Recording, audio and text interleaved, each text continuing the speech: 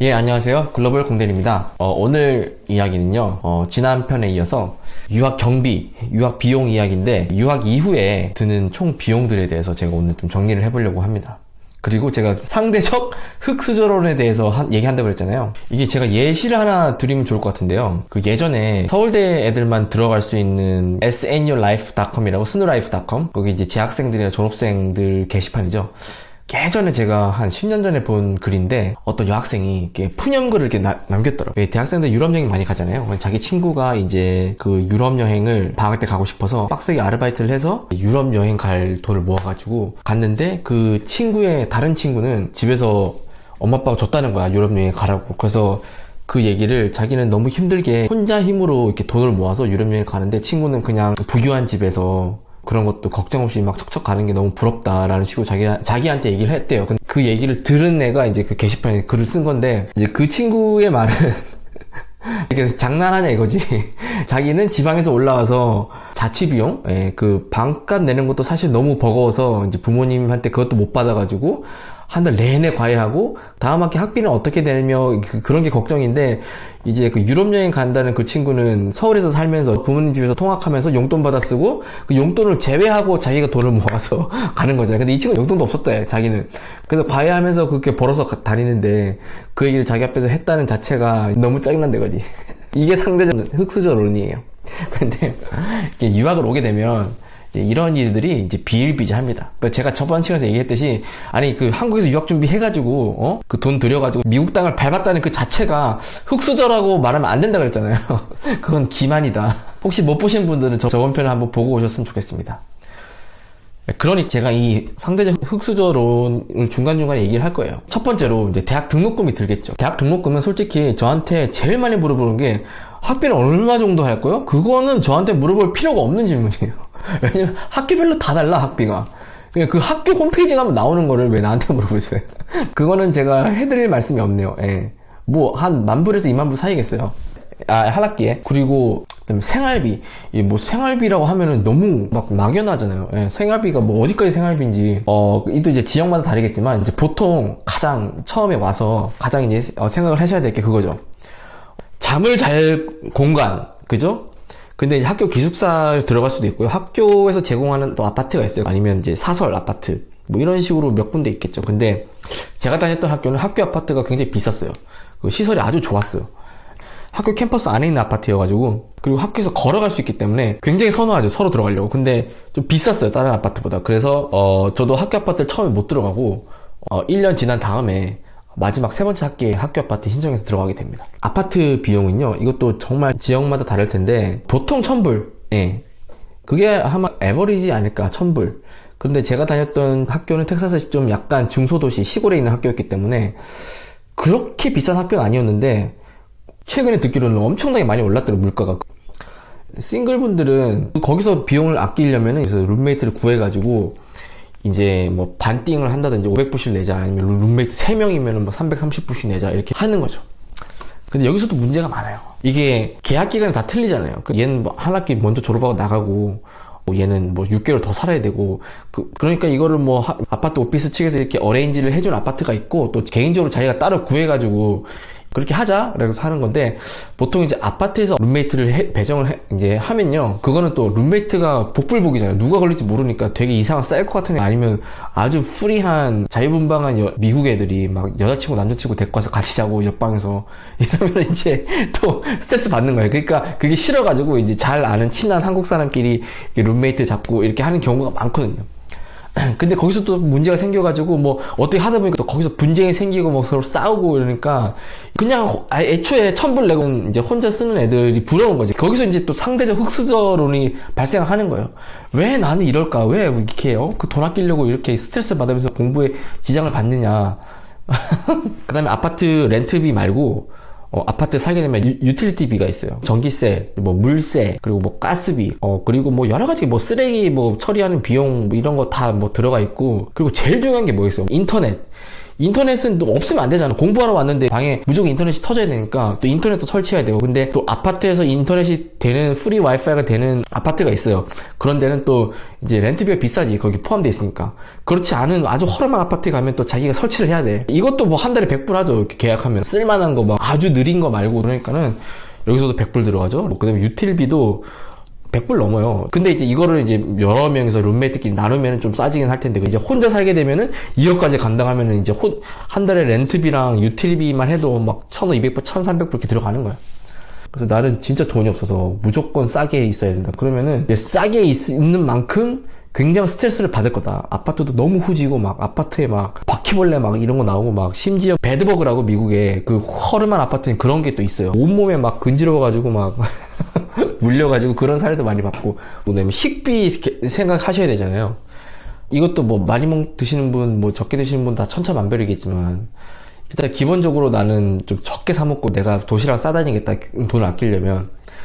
그렇게 생각하시면 식비도 한 200~300불 해결이 될 것 같은데. 근데 이제 또 사람이 살다 보면은 물리잖아요. 그럼 뭐 맛있는 것도 사 먹고 싶고 이러면은 또 이제 식비도 무시 못하죠. 저 같은 경우에는 굉장히 많이 먹기 때문에 식비가 많이 들었어요. 예.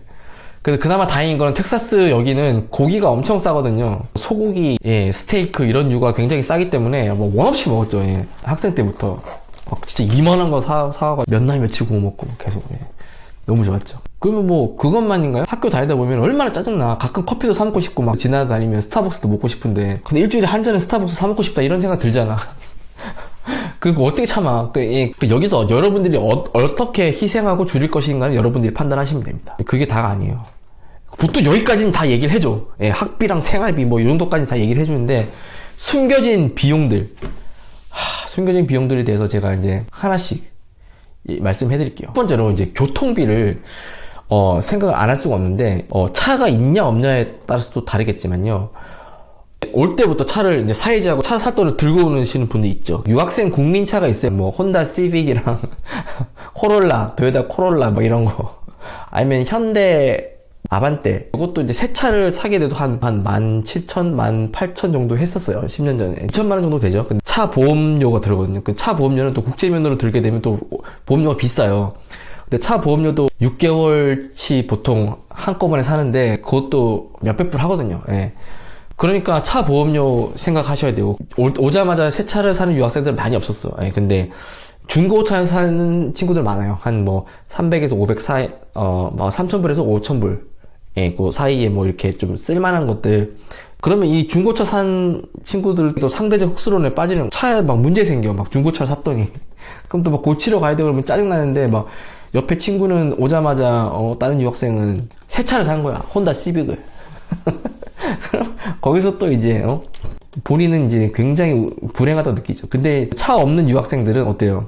장보러도 갈 수가 없어. 차가 없으니까. 다행히 뭐 학교 셔틀이 운행을 하면은 그나마 다행이죠. 예. 그 셔틀이 다니는 곳에 거기 아파트를 잡아가지고 다니는 곳 장보러 가려면 또 그 셔틀을 타고 마트에 가서 물건을 산 다음에 바리바리 들고 다시 그 셔틀을 타고 학교로 간 다음에 학교에서 다른 셔틀을 갈아타고 이제 우리 집 가는 버스 셔틀을 갈아타고 이러면은 뭐 한 2시간 걸리는 거야. 장보는 데만. 이게 얼마나 스트레스 받아요. 그러다가 이제 차선책으로 좀 자전거를 또 많이 세요. 예. 근데 이게 또 텍사스는 엄청 덥잖아요. 근데 땀 뻘뻘 흘리면서 자전거 타고 학교 가면은 뭐 이미 수업을 듣고 싶지가 않을 거야. 너무 더워. 이미 땀이 쩔어가지고. 그러면 또 다시 상대적 흑수저로에 빠져가지고 고작 그 중고차 300만원, 400만원짜리 중고차도 못 사가지고, 진짜 이렇게 힘들게 유학생을 해야 되냐. 막 이러도 자괴감에 빠지는 거지.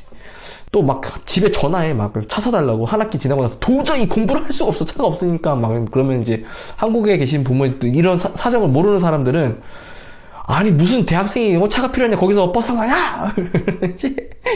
우리 엄마는 우리 엄마는 아무것도 모르고 우리 집 왜 이렇게 없는 거야. 그러니까 여러분들 이거 잘 생각을 하셔야 돼요. 예. 진짜 그 없이도 다 하긴 할 수 있어요. 이론적으로는 차도 없이 뭐 할 수 있는데 너무너무 이제 힘들지 삶이. 예. 아니 뭐 집에서 해 먹으려면 음식을 사야 될 거 아니야. 그러니까 이제 계속 친구 차를 얻어 타고 다닐 수밖에 없게 되는 거예요. 픽업 해주고 이렇게 한두 번이야 되지만, 근데 매번 그렇게 해달라 그러면 이 친구는 얼마나 짜증나. 차 있는 친구도. 그런 비용이 있고요. 또 오자마자 뭐 맨 바닥에서 그냥 잘 거예요. 최소한 이불이랑 침구류는 사야 될 거 아니야. 그래서 침대도 이제 돈이 없으신 분들은 이제 매트리스만 사가지고 바닥에 깔고 이렇게 쓰고, 그리고 책상은 또 있어야 될 거 아니에요. 공부하러 왔는데 책상 없이 어떻게 뭐 엎드려서 할 것도 아니고, 그죠? 책상이랑 의자 사고, 그것도 뭐 가장 싼 이케아에 가서 이제 이케아에 가는데 또 차가 있어야 가지. 그러니까 또 뭐 먼저 온 유학생들 차를 얻어 타고 다녀. 그리고 또 이것도 여기서도 좀 이제 좀 짜증나는 게, 또 한국에서 막 온 또 이쁘장한 그런 여학생들은 또 그 유학생 오빠들이 아주 잘 이제 데리고 다닙니다. 케어를 잘 해줘. 예, 막 이렇게 처음 오면은 차도 막 드라이브 해주고 이케아도 같이 가지고 골라주고 그렇게 막 그러는데, 이제 싱글 남자들인데 좀 너무 누구도 도와주지 않지. 그래서 이제 막 한인교회를 나가게 되는 거야. 교회 가면 잘해주니까. 한인교회 가면 이제 막 챙겨주고 막 차도 빌려주고, 그래서 가는 거야. 그래서 이케아 가서 최초에 뭐 이불 사고, 베개 사고, 책상, 의자. 여러분들 또 놀라운 게, 미국의 어떤 아파트에는 이렇게, 우리는 당연히 등이 달려 있잖아요. 근데 어떤 아파트는 등이 하나도 없어, 전등이. 그래서 이 전등도 사야 돼. 그 비용들만 대충 따져도 이것도 한 몇백 불 들죠. 예, 최소. 아무리 싼 걸 사도, 아무리 중고를 사도 그런 비용들 하면, 아무튼 처음에 정착 비용이 좀 많이 드실 거예요. 진짜 알게 모르게. 그리고 뭐 아무리 풀펀딩 받았다고 해도 와가지고 딱 와서 보니까는 학비 이외에 피를 또 내야 돼. 그 피가 또 몇천 불이네. 그런 거 전부 다 뭐 공짜로 공부했대. 공짜로 공부해서 어딨어. 예? 그 피는 또 이제 학교에서 안 내주니까, 아무리 풀펀딩 받아도 그 교수님들이 내주는 그것도 좋은 랩이나 내주는지 안 내줍니다. 그리고 학교에도 학생 보험료를 내야 되죠. 보험료도 안 해주는 데가 거의 대부분이고, 보험료는 또 자기가 내야 되고, 보험료도 한 학기에 뭐 1,000불 넘어요. 돈 100만원, 200만원 하잖아요. 그러니까 그런 거는 쏙 빼고 다 얘기하면은 사람들이 오해하죠. 그 정도 최소 비용이 있어야 됩니다. 초기 정착비도 제가 생각할 때는 한 1,000만원 있어야 된다. 뭐 책상 사고 뭐 이거 사고 뭐 보험료 내고 뭐 이거저거 하면은 최소 1,000만원 있어야지 뭐, 예, 가능하다. 아무리 뭐 장학금을 뭐 받는다 한들